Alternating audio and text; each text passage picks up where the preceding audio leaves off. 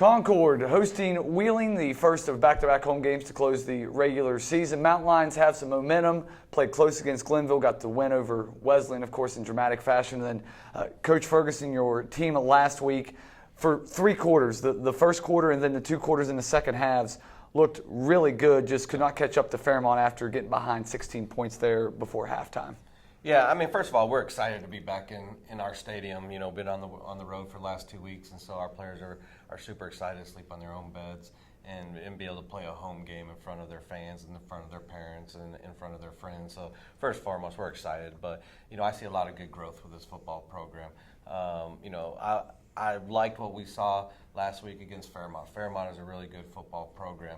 Our players did not give up. They played you know, all 4 quarters, and they competed their butts off. And, you know, we're going to continue just to ask that out of these players as we're looking for growth. We want to see these guys compete one play at a time, swipe, and then move on to the next play.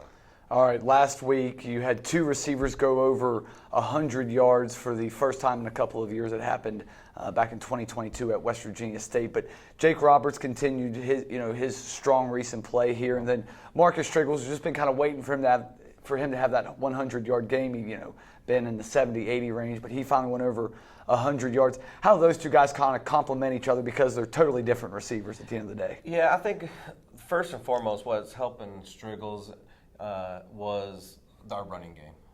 You know, if you look at JQ, what he's done in the running game these past 3 games, he's been over 100 yards rushing for 3 games in a row. You know, so us being able to run the football is helping these receivers. And you know, I think they're learning the offense, and you know, now they're starting to understand it a little bit better, and so they're giving more opportunities to catch the football. Yeah, and Kim Howard, almost 300 yards last week. He did go over 300 yards at West Virginia Wesleyan. What has he seen out there that's allowing him to have the success he is? Cam's just making plays. You know, I think he's continuing to progress in the offense. He's still got a ways to go. You know, we're just going to continue to work with him one day at a time and watch him get better as a quarterback. You know, but again, with us being able to control the line of scrimmage, I see the most growth from the offensive line in these past 3 weeks. So for us to be able to control the line of scrimmage is allowing us to run the football, is allowing us to throw the football. If you take a look at the Fairmont game, we didn't give up our first sack until the second to the last play of the game. And so if we're able to protect that quarterback, then good things are going to happen. All right, flip it over to the defense. Yes, I know you've given up 30 points in back-to-back games, but your defense has taken the ball away. 7 interceptions in the last 3 games.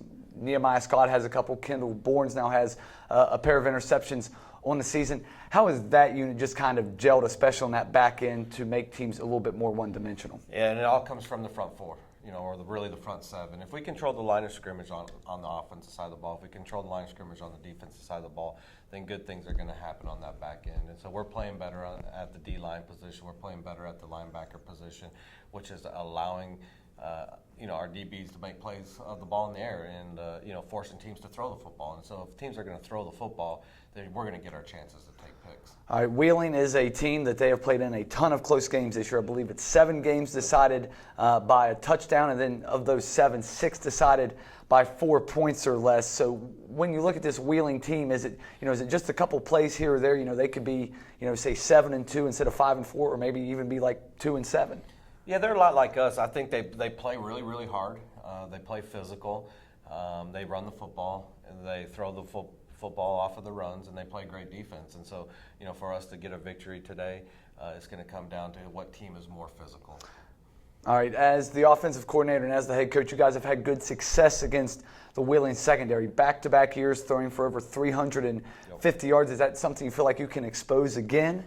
We're just going to put the ball in our best players' hands, you know, and so if we're doing a good job running the football, we're going to just keep feeding that running back. If we got to throw the football, we're going to throw the football, but, you know, we're going to do whatever it takes to score more points than they score. Third phase of the game, I think, is also important here. 2 of the best return guys in the Mountain East. Wheeling's Trey Holloway. He leads second in the league in kickoff return average. Jeremiah Valdry has shown flashes this year. He's up over 700 return yards this year. So how important is that third phase today in the special teams? Oh, the hidden yards are big, you know, so we got to win offense, defense, and special teams. You know, that third phase, those hidden yards are in the special teams. And so, you know, we rely on Josh Hutley to change the field for us. So we're going to continue to rely on Josh Hutley to change the field with his leg. Concord and Wheeling, Mountain Lions, Wheeling this week, Pembroke next week.